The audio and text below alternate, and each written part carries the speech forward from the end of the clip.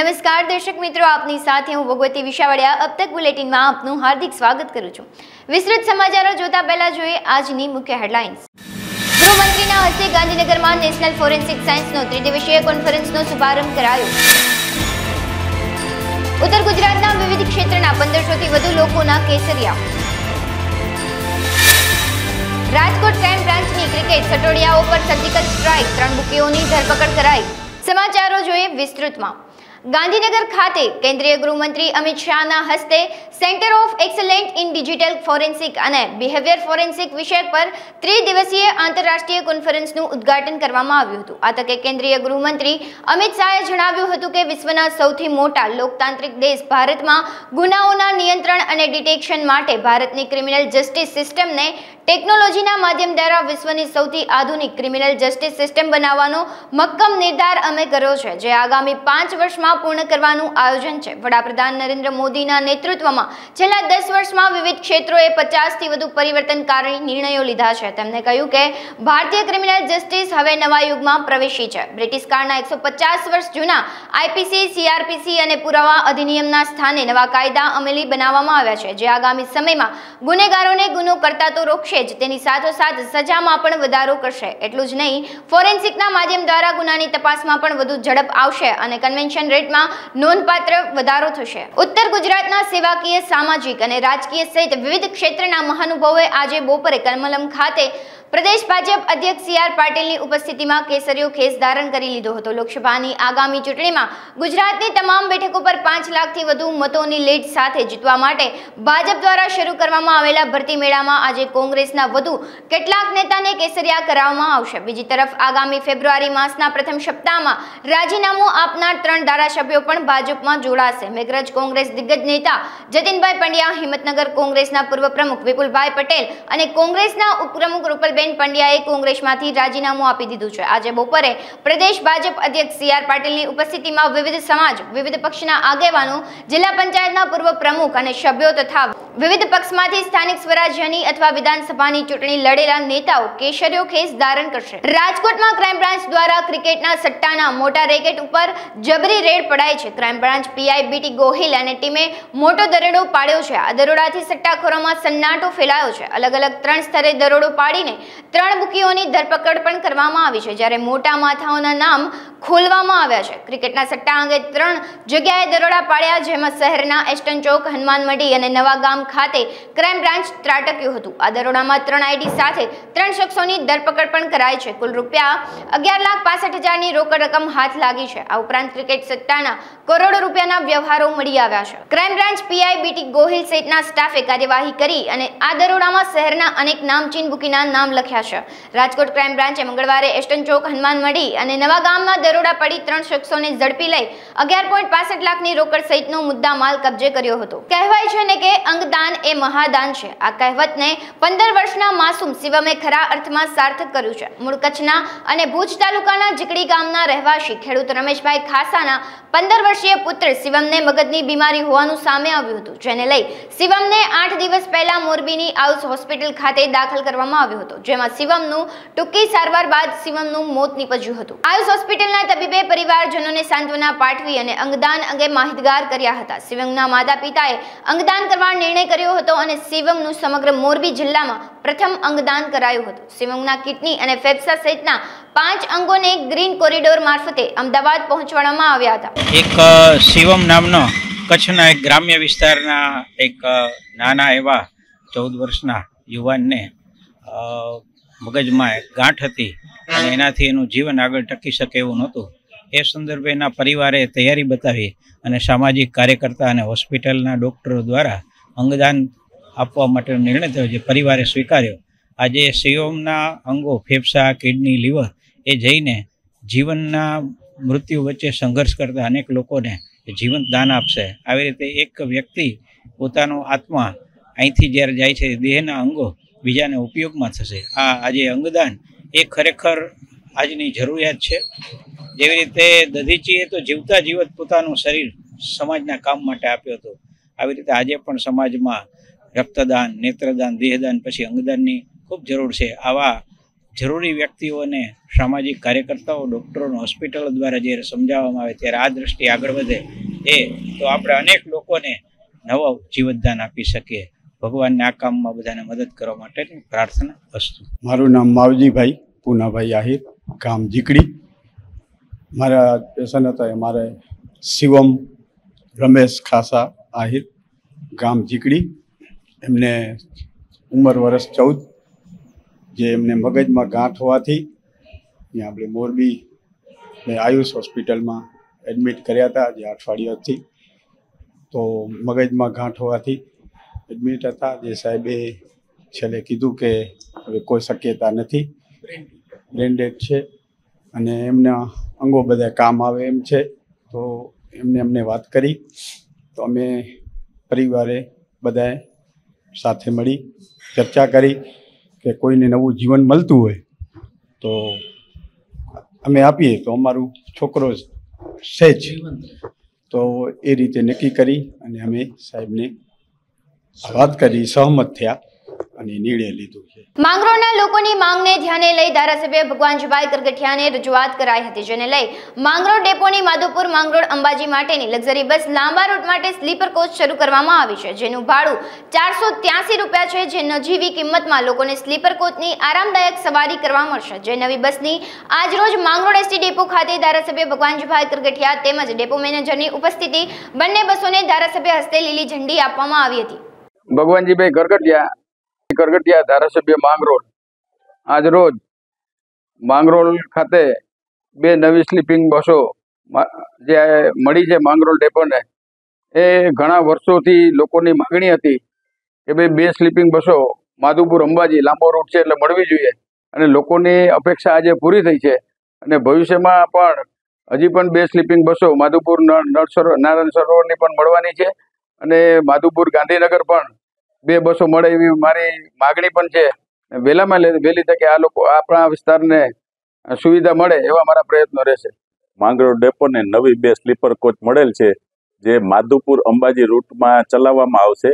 અને માધવપુરથી રોજ સાંજે 4:30 વાગે ઉપડી અને 5:15 વાગે માંગરોળ આવશે, અને જુનાગઢથી 7:15 વાગ્યાનો ઉપડવાનો ટાઈમ છે એનો, અને અંબાજી સુધી જશે. ને અંબાજીથી રિટર્નમાં 4:45 વાગે અંબાજીથી ઉપડશે અને અમદાવાદ 9:30 વાગે આવશે.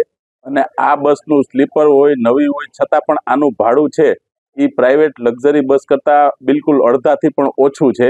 અહીંથી ધારો કે આપણે જોઈએ તો માધવપુરથી અંબાજી સુધીનું ભાડું ફક્ત ને 483 રૂપિયા, એટલે 500 રૂપિયા પણ પૂર્ણ નથી. એટલામાં અહીંથી માધવપુરથી છેક અંબાજી સુધી માણસ જાય સૂતા, અને રિટર્નમાં પણ ત્યાંથી 4:45 વાગે ઉપડે છે અને સવારે 6 વાગે અહીં પહોંચે છે. એટલે આ લોકોની માગણીને ધ્યાને લઈ માનની ધારાસભ્યશ્રીએ રજૂઆત સેન્ટ્રલ ઓફિસ કરી હતી, અને ત્યાંથી સ્પેશિયલ કેસમાં 2 નવી ગાડીઓ માધવપુર અંબાજી રૂટમાં ફાળવવામાં આવેલ છે. મોરબીમાં ઝુલતા પુલમાં અનેક લોકોના મૃત્યુ થયા હતા, ત્યારે પીડિત પરિવારની અરજીની સુનાવણી આગામી 30 તારીખે કરવામાં આવશે. પીડિત પરિવારોએ 30ની કલમનો ઉમેરો કરવાની અને કેસના ટ્રાયલમાં તેઓને સંભાળવાની અરજી કરી છે, જે અરજી મામલે વધુ સુનાવણી આગામી 30 તારીખે કરવામાં આવશે. આજ રોજ મોરબી ડિસ્ટ્રિક્ટ એન્ડ સેશન્સ કોર્ટની અંદર મોરબી બ્રિજ દુર્ઘટના સંદર્ભે પીડિત પરિવારો દ્વારા જે અરજી કરવામાં આવી હતી તેની સુનાવણી હતી, જે સંદર્ભે આજરોજ નામદાર કોર્ટ તરફથી હુકમ આવવાનો હતો. જે હુકમની તારીખ આગળ કરીને 30/1 કરી દેવામાં આવી છે. પીડિત પરિવારો તરફથી એવી માંગ છે કે ટ્રાયલની અંદર તેમને સાંભળવામાં આવવા જોઈએ, અને નામદાર કોર્ટ એ વસ્તુનો ચુકાદો આપવાની છે કે શું ટ્રાયલની અંદર વિક્ટીમને પાર્ટિસિપેટ કરીને એમને સાંભળવા દેવા જોઈએ કે નહીં. તદુપરાંત સમગ્ર મામલાની અંદર જે 302 કલમનો ઉમેરો કરવાની વાત છે અને 302 લગાવીને આરોપીઓને પ્રોસિક્યુટ કરવાની જે વાત છે તે સંદર્ભે સુનાવણી આ હુકમ આવ્યા પછીની આગળની તારીખમાં રહેશે. વડોદરા જે બોટની ટ્રેજેડીનો મામલો છે, વડોદરા જે ટ્રેજેડી થઈ છે બોટની, જેની અંદર નાના બાળકો અને શિક્ષકો એ તેમના જીવ ગુમાવ્યા છે, તે સંદર્ભે 2 પિટિશનો દાખલ કરવામાં આવી છે. પહેલી પિટિશન જે છે એ મોરબી ટ્રેજેડી વિક્ટીમ એસોસિએશન જે છે તેમના દ્વારા PIL ફાઇલ કરવામાં આવી છે, અને બીજી પિટિશન જે છે એ વડોદરાની અંદર પીડિત પરિવાર એટલે વડોદરાની અંદર જે ટ્રેજેડીની અંદર જેમનો જીવ ગુમાવ્યો છે તેમના દ્વારા, જેમને 10 વર્ષનો એમનો બાબો ગુમાવ્યો છે, તેમના દ્વારા વ્રીટ કરવામાં આવી છે. સમગ્ર મામલાની હકીકત એવી છે અને નામદાર સુપ્રીમ કોર્ટની અંદર જે રજૂઆત કરવાની છે એ પિટિશનની અંદર દર્શાવેલી છે અને આ સંદર્ભે આગળની માહિતી જે છે એ સુનાવણી થયા પછી હું તમને આપી શકું. સુરત શહેર પોલીસ દ્વારા દેશવ્યાપી ચાલતા બોગસ જન્મના પ્રમાણપત્રના કૌભાંડનો પર્દાફાશ કરવામાં આવ્યો છે. પોલીસને અંગત બાતદારો તરફથી સુરત મહાનગરપાલિકાના તેમજ કચ્છના બોગસ ડોક્યુમેન્ટ બનતા હોવાની બાતમી મળી હતી અને બાતમીના આધારે સુરત મહાનગરપાલિકાના અધિકારીઓ સાથે મળીને તપાસ હાથ ધરતા એક ઓનલાઈન વેબસાઇટથી આ સમગ્ર દેશવ્યાપી ઓપરેટ થતું હોવાનું સામે આવ્યું છે અને જે ઈસમ બિહારથી ઓપરેટ કરતો હોવાની પણ માહિતી પોલીસને સામે આવી છે. ત્યારે બિહારના ઈસમને પકડવાની તજવીજ પોલીસ દ્વારા હાથ ધરવામાં આવી રહી છે. નજીવા દરે અલગ અલગ સિટીના જન્મના પ્રમાણપત્ર આ પોર્ટલ માધ્યમથી બનાવવામાં આવતા હોવાનું પણ પોલીસને જાણવા મળ્યું છે. હાલ તો સુરત મહાનગરપાલિકાના એક કર્મચારીની ફરિયાદને લઈને પોલીસ દ્વારા વધુ તપાસ હાથ ધરવામાં આવી છે. સુરતના ડીસીબી પોલીસ સ્ટેશન ખાતે એક ગુનો દાખલ કરવામાં આવેલ છે, જેની હકીકત એ રીતની છે કે અમારા એક અંગત બાતમીદાર જે છે, એક સોર્સ છે, એમને મારો કોન્ટેક્ટ કરેલ અને જાણ કરેલ કે સુરત મ્યુનિસિપલ કોર્પોરેશનના અને સીએચસી માંગવાણા કચ્છ જે ગુજરાતના 2 જગ્યાના ખોટા જન્મ પ્રમાણપત્ર બની રહ્યા છે અને એ નજીવા રૂપિયા લઈને આ ખોટા ફેક બર્થ સર્ટિફિકેટ બનાવવાની એક વેબસાઇટ ચાલવાનું એક કૌભાંડ સામે આવ્યું હતું. તેનાથી સુરત પોલીસ કમિશનર પણ ખૂબ જ આમાં એક્ટિવ થઈ સુરત મ્યુનિસિપલ કમિશનર સાહેબશ્રીને પણ આની જાણ કરવામાં આવેલ અને ઓફિશિયલ કોમ્યુનિકેશન એસ્ટાબ્લિશ થતા સુરત મ્યુનિસિપલ કોર્પોરેશનને પણ વરાછા ઝોનમાં આવો એક કિસ્સો ધ્યાનમાં આવતા સુરત મ્યુનિસિપલ કોર્પોરેશન અને ઇકોનોમિક ઓફેન્સ સેલ સુરતની ટીમે ભેગા મળી આમાં એક એસએમસીના એમ્પ્લોય દ્વારા એક ફરિયાદ દાખલ કરવામાં આવેલ અને જ્યારે આનું આખું ટેકનિકલ એનાલિસિસ ને બધું કરવામાં આવેલ ત્યારે જાણકારી મળેલ કે આખું કૌભાંડ બિહારથી ચાલવામાં આવતું હતું અને આ સિર્ફ રાજ્યવ્યાપી નથી પણ આ ઇન્ડિયાના દરેક સ્ટેટના અલગ અલગ હોસ્પિટલ એડ કરીને ખોટા જન્મ પ્રમાણપત્ર બનાવવાનું એક કૌભાંડ છે. આનું એક એફઆઈઆર દાખલ કરવામાં આવી છે. fastportal.online નામની વેબસાઇટ છે, જેને એક આરોપી બિહારથી ચલાવતો હતો. જજ્જા બિહારનું જે ઝારખંડ બોર્ડરમાં આવેલું છે આ રિજિયન, ત્યાંથી એને એપ્રિહેન્ડ કરવાની કોશિશ અત્યારે કાર્યવાહી ચાલી રહી છે અને પ્રિલિમિનરી હકીકત આવી છે કે આ fastportal.online સિવાય બીજી બધી ઘણી બધી વેબસાઇટ્સ ઓપન કરીને અને જે ગવર્મેન્ટની વેબસાઇટ્સ હોય તેવો એક આભાસ કરાવીને આ વેબસાઇટ્સ ચાલીને લોકોને છેતરતો. સર, કેટલા રૂપિયામાં બનાવવામાં આવતો હતો? હાલ આ કેટલા રૂપિયામાં આ આખું કૌભાંડ એક જન્મ પ્રમાણપત્ર કઈ રીતના બનાવતા હતા અને એની જે મની ટ્રેલ ફાઇન્ડ કરવાની આખી કોશિશ ચાલી રહી છે. મીનવાઇલ આ નજીવા જેટલા અમાઉન્ટમાં આ એક જન્મ પ્રમાણપત્ર બનાવી શકતા હતા, એટલી અત્યારે પ્રિલિમિનરી માહિતી મળે છે. આવનારી લોકસભાની ચૂંટણીને ધ્યાને લઈ વલસાડ ડાંગ લોકસભા બેઠકનું મધ્યસ્થ કાર્યાલય નાણામંત્રી કનુભાઈ દેસાઈના હસ્તે કાર્યાલય ખુલ્લું મુકાયું હતું. પ્રભારી અને જિલ્લા પ્રમુખની અધ્યક્ષતામાં આજથી જ ચૂંટણી તૈયારીઓ કરી દેવાઈ છે. આવનારી ચૂંટણી 5 લાખથી વધુ લીડને જીતીને ફરીથી નરેન્દ્રભાઈની સરકાર બનશે તેવું નાણામંત્રી કનુ દેસાઈ દ્વારા જણાવવામાં આવ્યું હતું. ગઈકાલે ગુજરાતના પનોતા પુત્ર અને ભારતના યશસ્વી વડાપ્રધાન માનનીય શ્રી નરેન્દ્ર મોદી સાહેબ દ્વારા રામલલ્લાની જે પ્રાણ પ્રતિષ્ઠા કરવામાં આવી ને સમગ્ર ભારતે નહીં પણ સમગ્ર વિશ્વએ જે રીતે અદ્ભુત પ્રતિસાદ આપ્યો અને તેના જ બીજા દિવસે જ્યારે આપણા રાષ્ટ્રીય અધ્યક્ષ ભારતીય જનતા પાર્ટીના શ્રી જેપી નડ્ડાજી અને ગુજરાતના ભારતીય જનતા પાર્ટીના પ્રદેશ અધ્યક્ષ સી આર પાટીલ સાહેબની આગેવાની હેઠળ આજે દેશના યશસ્વી ગૃહપ્રધાન અને જેમણે કાશ્મીરને ભારત સાથે જોડવા માટે અપ્રિતમ જે પ્રતિબદ્ધતા બતાવી એવા અમિતભાઈ શાહના સંસદીય મત વિસ્તાર ગાંધીનગરના કાર્યાલયનું આજે ઉદ્ઘાટન થઈ રહ્યું છે અને તેની સાથે સાથે સમગ્ર 26 લોકસભા સીટને સાંકળીને બધા જિલ્લા મુખ્ય કાર્યાલયનું આજે જે ઓપનિંગ થયું છે તેમાં આજે વલસાડ ડાંગ કાર્યાલયનું આજે ઓપનિંગ કરવામાં આવ્યું અને વલસાડ જિલ્લા ભારતીય જનતા પાર્ટીના પ્રમુખ હેમંતભાઈ અને મહેન્દ્રભાઈ પ્રભારીશ્રીને ખાસ અભિનંદન આપીશ કે વલસાડ જિલ્લાનું કાર્યાલય એક સુંદર જગ્યાએ અને સુંદર મોકાના સ્થાને મળ્યું છે એ માટે અભિનંદન આપું છું અને સાથે સાથે દરેક કાર્યકરોને નાના મોટા કંઈ પણ જે આપણા જે લાગણીઓ હોય એને છોડીને એક જ ખાલી ભારતને રામ રાજ્ય બનાવવા માટે આપણે ફરીથી કામ કરીને આવતા 5 વર્ષ માટે નરેન્દ્રભાઈની સરકારને ફરીથી સત્તારૂઢ કરીએ એવો સંકલ્પ દરેક કાર્યકરોએ કર્યો અને દરેક લોકસભા જે 5 લાખનો જે ટાર્ગેટ આપણા પ્રદેશ અધ્યક્ષે આપ્યો છે એને પણ વટાવવાની સૌએ પ્રતિબદ્ધતા બતાવી. આ વખતે કીધું ને 5 લાખની ઉપર તો ચોક્કસ ને ચોક્કસ છે જ, કારણ કે આપણી બધી વિધાનસભા સીટ છે ડબલ માર્જિનથી આપણે જીત્યા છે અને એમાં રામલલ્લાની પ્રાણ પ્રતિષ્ઠાએ એમાં ઘણો બધો વધારો કર્યો છે. એટલા માટે દરેક કાર્યકરોને અમે કીધું જ છે કે આપણે બૂથ દીઠ પેજ કમિટી દીઠ મતદાન કરાવીને આપણો ટાર્ગેટ પૂર્ણ કરીશું. અમરેલી જિલ્લા ભાજપે હવે લોકસભા ચૂંટણી માટેની તૈયારીઓ શરૂ કરી દીધી છે. અમરેલી ભીડભંજન મહાદેવ મંદિર ખાતે આજે અમરેલીના 5 ધારાસભ્ય સહિત ઇફકોના ચેરમેન દિલીપભાઈ સંઘાણી અને સાંસદ નારણભાઈ કાછડિયા દ્વારા 2024 લોકસભાનું ચૂંટણીનું મધ્યસ્થ કાર્યાલયનું શુભ મુહૂર્તમાં ઉદ્ઘાટન કરાયું હતું. આ પ્રસંગે વર્ચ્યુઅલ મુખ્યમંત્રી ભૂપેન્દ્ર પટેલ, ગુજરાત ભાજપ અધ્યક્ષ CR પાટીલ તેમજ બીજેપી રાષ્ટ્રીય અધ્યક્ષ JP નડ્ડા જોડાયા હતા. રાજ્યના નાયબ મુખ્ય દંડક કૌશિક વેકરિયા, ઇફકો ચેરમેન દિલીપભાઈ સંઘાણી, સાવરકુંડલા ધારાસભ્ય મહેશ કસવાલા, ધારી ધારાસભ્ય જેવી કાકડિયા, લાઠી બાબરા ધારાસભ્ય જનકભાઈ તળાવિયા, રાજુલા ધારાસભ્ય હીરાભાઈ સોલંકી, મહુવા ધારાસભ્ય શિવાભાઈ સહિતના રાજનેતાઓ દ્વારા દીપ પ્રગટાવી કાર્યાલયનું ઉદ્ઘાટન કરવામાં આવ્યું હતું.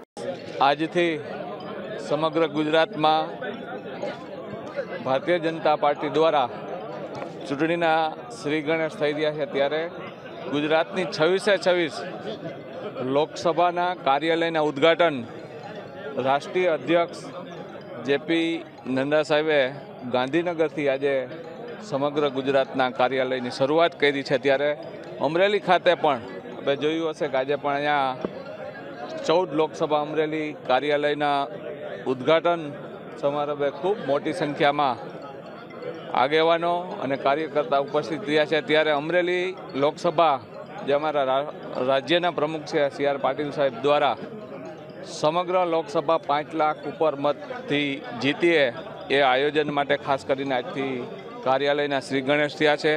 અમરેલી તમામે તમામ ધારાસભ્યો પણ ભારતીય જનતા પાર્ટીના, જિલ્લા પંચાયત, તાલુકા પંચાયત, નગરપાલિકા ભારતીય જનતા પાર્ટી છે અને વિકાસની રાજનીતિ ઉપર ભારતીય જનતા પાર્ટી જ્યારે આગળ આવતી હોય ત્યારે અમરેલી પણ 5 લાખથી વધારે મતથી અમે ચૂંટાવવાના છે વિશ્વાસ સાથે આજથી અહીંયા શુભારંભ થયેલ છે.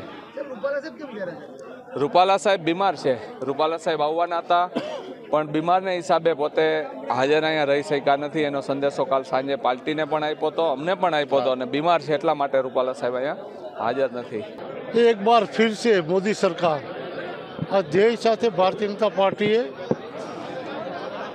નરેન્દ્રભાઈ મોદીના નેતૃત્વમાં દેશની જનતાને અને દેશને સુરક્ષિત, સમૃદ્ધ, સલામત કરવા માટે જે વિવિધ ક્ષેત્રો દ્વારા, વિવિધ કાર્યક્રમો દ્વારા આર્થિક, સામાજિક અને ક્ષેત્રીય રીતે કામગીરી જે કરી છે એ કામગીરી લઈને કાર્યકર્તાઓ ઘર ઘર પહોંચે, એની વિગતો આપે અને લોક જાગૃતિ આવે એવા હેતુ સાથે ભારતીય જનતા પાર્ટીએ કામના આધારે લોકોમાં મોદી સાહેબ પ્રત્યેનો જે પ્રેમ છે એને મતદાન પેટીમાં સ્વૈચ્છિક અને ઉત્સાહપૂર્વક લઈ જવાય એના માટે કાર્યકર્તાઓ કામે લાગે. સમયસર ચૂંટણી આવે કે ના આવે, અમારે માટે કમળ એ જ અમારો ઉમેદવાર, એ ધ્યેય સાથે સૌ કાર્યકર્તાઓ કામે લાગે એવા ધ્યેય સાથે આ ગુજરાતમાં 26 બેઠક ઉપર કાર્યાલય રાષ્ટ્રીય અધ્યક્ષ નડ્ડાજીએ ઉદ્ઘાટન કરીને શરૂ કર્યા છે. અમને ગૌરવ છે કે નરેન્દ્રભાઈ મોદીના નેતૃત્વમાં અને અમિતભાઈ શાહ આ બંને ગુજરાતીઓએ દેશ અને દુનિયાને એક નવો જ ઇતિહાસ બનાવવા માટે પ્રેર્યા છે. 370ની કલમ રદ કરીને અને તમામ ગરીબ લોકોને સમૃદ્ધિના માર્ગે, સલામતીના માર્ગે લઈ જવા માટે અને શરૂઆતથી જ જનસંઘ કે ભારતીય જનતા પાર્ટીનો કાર્યકર્તા ઈચ્છતો કે અયોધ્યામાં રામ મંદિર બને. જ્યારે ગઈકાલે સમગ્ર દેશની જનતાએ જે નિહાળ્યું એથી ગૌરવહિત છે. એ રાજા રામમાં એવા કહેવાય કે સૌને સમાનતાથી સલામત રીતે ન્યાય મળે અને સમૃદ્ધિ સલામતી જળવાય એવા ધ્યેય સાથે દેશની જનતામાં સૌને ન્યાય મળે, સૌનું કલ્યાણ થાય, સૌની સમૃદ્ધિ વધે એ દિશા તરફ ભારતીય જનતા પાર્ટી કામગીરી કરી રહી છે, એનું નેતૃત્વ જ્યારે નરેન્દ્રભાઈ કરી રહ્યા હોય ત્યારે આજે દુનિયા પણ આ નેતૃત્વ જોઈને કંઈક નવું શીખવા ભારતમાં આવી રહ્યા છે અને એ ભારતનો ઇતિહાસ એક નવો લખાઈ રહ્યો છે। ત્યારે ત્રીજી વખત મોદીજી ખૂબ જંગી બહુમતીથી ચૂંટાય એવા ધ્યેય સાથે આજે અમરેલીમાં કાર્યાલય શરૂ કરો। જામનગરમાં લોકસભા મધ્યસ્થ કાર્યાલયનો પ્રારંભ। જામનગર સહિત ગુજરાતની 26 લોકસભા બેઠકો માટેના મધ્યસ્થ કાર્યાલયનો પ્રારંભ કરવામાં આવ્યો છે। જામનગર અને દેવભૂમિ દ્વારકા જિલ્લાના મધ્યસ્થ કાર્યાલયનો બંને જિલ્લાના આગેવાનો, કાર્યકરો અને વગેરેની હાજરીમાં જામનગરના એરફોર્સ સર્કલ 2 નજીક પ્રારંભ કરવામાં આવ્યો। ત્યારે સાંસદ પૂનમબેન માડમ, કેબિનેટ મંત્રી રાઘવજી પટેલ, ધારાસભ્યો દિવેશ અકબરી, પબુમા માણેક, મેઘજી ચાવડા સહિત બંને જિલ્લાના આગેવાનો હાજર રહ્યા હતા। આપ સૌ જાણો છો મુજબ 2024ની લોકસભાની ચૂંટણીના જ્યારે પડઘમ વાગી રહ્યા હોય, નજીક આવી રહી હોય ચૂંટણી, ત્યારે ગુજરાતના પનોતા પુત્ર, દેશના યશસ્વી વડાપ્રધાન શ્રી નરેન્દ્રભાઈના નેતૃત્વમાં સતત ત્રીજી વખત જ્યારે ભારતીય જનતા પાર્ટીના એક કાર્યકર્તાઓ નાગરિકોને એની સાથે મજબૂતીથી જોડી અને ફરીથી એક વખત નરેન્દ્રભાઈના કરેલા કામોના માધ્યમથી લોકો વચ્ચે જઈ અને એક સ્પષ્ટ બહુમત સાથે એક ફરીથી એક રેકોર્ડ માર્જિન સાથે બધા જ ભારતીય જનતા પાર્ટીના ઉમેદવારો એટલે કે કમળ ખીલી અને દિલ્હી પહોંચે એની માટે કટિબદ્ધ હોય ત્યારે આજે 26 લોકસભા બેઠકમાં ગુજરાત રાજ્યમાં ભારતીય જનતા પાર્ટીના રાષ્ટ્રીય અધ્યક્ષ શ્રી જેપી નડ્ડા સાહેબની વિશેષ ઉપસ્થિતિમાં જેમના દ્વારા ગાંધીનગર ખાતે માનનીય ગૃહમંત્રી અને ગુજરાતના બીજા પનોતા પુત્ર શ્રી અમિતભાઈ શાહ સાહેબ જે ક્ષેત્રનું પ્રતિનિધિત્વ કરે છે ત્યાંનું કાર્યાલયનું મધ્યસ્થ કાર્યાલયનું ઉદ્ઘાટન કરવામાં આવ્યું અને એની સાથે બાકી 25 બેઠકોનું પણ મધ્યસ્થ કાર્યાલય, લોકસભાઓનું મધ્યસ્થ કાર્યાલયનું ઉદ્ઘાટન કરવામાં આવ્યું। એમાં જામનગર સંસદીય ક્ષેત્રમાં પણ આપ સૌએ જોયું એ મુજબ કાર્યકર્તાઓની ખૂબ મોટી સંખ્યામાં ઉપસ્થિતિ સાથે અલગ અલગ સંગઠનોના પ્રતિનિધિ, સર્વે હોદ્દેદારો, બધા જ સમાજોના મુખ્ય આગેવાનો, વેપારી મંડળો, અન્ય બધી સંસ્થાઓના પ્રતિનિધિઓની ઉપસ્થિતિમાં જામનગર લોકસભા વિસ્તારનું મધ્યસ્થ કાર્યાલયનું આજે ઉદ્ઘાટન કરવામાં આવ્યું, એને ખુલ્લું મૂકવામાં આવ્યું। ભારતીય જનતા પાર્ટી એકમાત્ર પાર્ટી એવી છે જે કોઈ પણ કામ હોય, કોઈ પણ જવાબદારીઓ હોય કે ચૂંટણી હોય, ખૂબ પૂર્વ આયોજનપૂર્વક આખું પોતાનું જે કાર્ય હોય છે એને પૂર્ણ કરતી હોય છે। ત્યારે આ આયોજનનો એક ભાગ જેમાં વહેલા મધ્યસ્થ કાર્યાલયો ખોલી અને કાર્યકર્તાઓને પોતે આયોજન કરી શકે, પોતે વ્યવસ્થાઓ સુચારુ રીતે ગોઠવી શકે એ પ્રકારની આ મધ્યસ્થ કાર્યાલય ઉદ્ઘાટનના માધ્યમથી વ્યવસ્થા ઊભી કરવામાં આવી છે। ત્યારે જામનગર સંસદીય ક્ષેત્રમાં ખૂબ ઉત્સાહથી ખૂબ મોટી સંખ્યામાં કાર્યકર્તાઓએ આ સમગ્ર આયોજનમાં ભાગ લીધો। લોકસભાની ચૂંટણી નજીક આવી રહી છે તેને લઈ અલગ અલગ પાર્ટીઓ દ્વારા ચૂંટણી પ્રચારની તૈયારીઓ પણ શરૂ કરી દેવામાં આવી છે। સુરતના લાલ દરવાજા મેઇન રોડ નજીક લોકસભા મધ્યસ્થ ચૂંટણી કાર્યાલયનો શુભારંભ કરવામાં આવ્યો હતો। સુરત સંસદીય મત વિસ્તારના મધ્યસ્થ ચૂંટણી કાર્યાલયનો શુભારંભ ભારતીય જનતા પાર્ટીના રાષ્ટ્રીય અધ્યક્ષ જેપી નડ્ડા, ગુજરાત રાજ્યના મુખ્યમંત્રી ભૂપેન્દ્ર પટેલ તેમજ ભાજપ પ્રદેશ અધ્યક્ષ CR પાટીલનો વર્ચ્યુઅલ ઉપસ્થિતિમાં અને સંતોના વરદ હસ્તે કરવામાં આવ્યો હતો।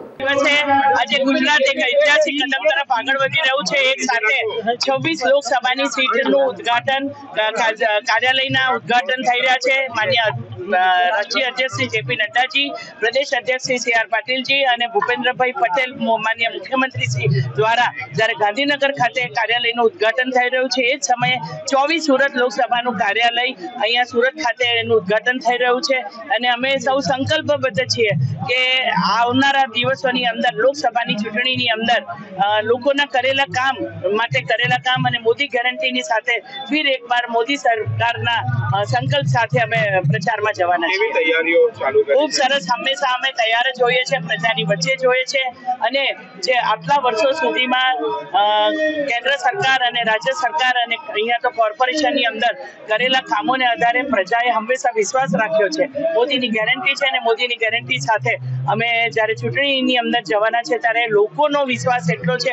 ગઈકાલે જ રામ મંદિરનું જે ભવ્ય નિર્માણ થયું, લોકોની આસ્થા સનાતન ધર્મ અને એની સાથે વધીને એક પોઝિટિવ વેવ સાથે અમે લોકો પ્રજાની વચ્ચે છીએ. સુરેન્દ્રનગર લોકસભાની ચૂંટણીને ભાજપના કાર્યાલયનું ઉદ્ઘાટન જે મંત્રીના હસ્તે થવાનું હતું તે જ ગેરહાજર રહ્યા હોવાથી તેમની જગ્યા પર મંત્રી કુંવરજીભાઈ બાવળિયા સુરેન્દ્રનગર ખાતે આવી લોકસભા 2024નું કાર્યાલયનું કામ ખુલ્લું મૂક્યું હતું. લોકસભાની બેઠક પર કોળી સમાજના મતોનું પ્રભુત્વ રહેલું હોવાથી આ બેઠક પર કુંવરજી બાવળિયા ચૂંટણી લડે તેવા એંધાણ વર્તાઈ રહ્યા છે.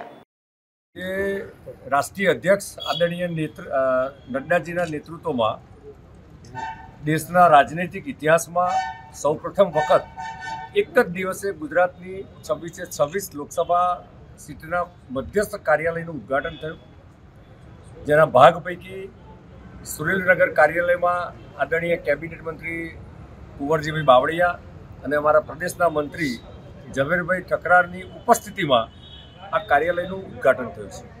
આ કાર્યાલય આવનારા સમયમાં સુરેન્દ્રનગર લોકસભા સીટ 5 લાખ કરતાં વધુ મતથી જીતવું, આદરણીય નરેન્દ્રભાઈના માર્ગદર્શનમાં 50% કરતાં વધુ મત પ્રાપ્ત કરવા, ગઈ વખત કરતાં પણ દરેક બૂથમાં મતદાનની ટકાવારી વધારવી અને કુલ મળીને દેશના યશસ્વી અને તપસ્વી પ્રધાનમંત્રીના નેતૃત્વમાં આવનારા સમયમાં 2024માં દેશમાં ફરી એક વખત ગઈ વખત 2019 કરતાં પણ વધારે બહુમતીથી વધારે સીટો પ્રાપ્ત કરીને દેશના અનેક રાજ્યોમાં સીટો પ્રાપ્ત કરીને આવનારા અમૃતકાલમાં આદરણીય નરેન્દ્રભાઈનું જે સપનું છે, કારણ કે આ 2024ની ચૂંટણી એ અમૃતકાલના ગાળાની સૌપ્રથમ લોકસભા ચૂંટણી છે.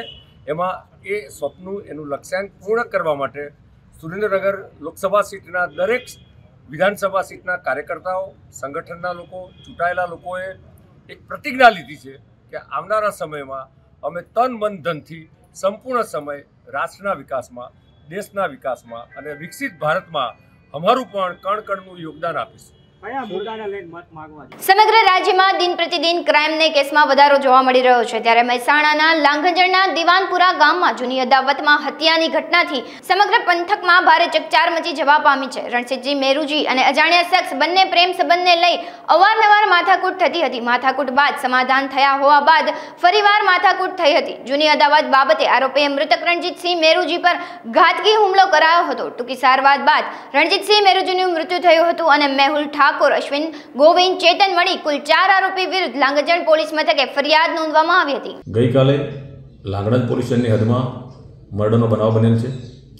બનાવની હકીકત એવી છે કે આ બનાવના ફરિયાદી બચુજીની દીકરી નિકિતા અને મુખ્ય આરોપી મેહુલજી વચ્ચે પ્રેમ સંબંધ હોવા બાબતે આજથી એકાદ વર્ષ પહેલાં ઝઘડો થયેલો હતો.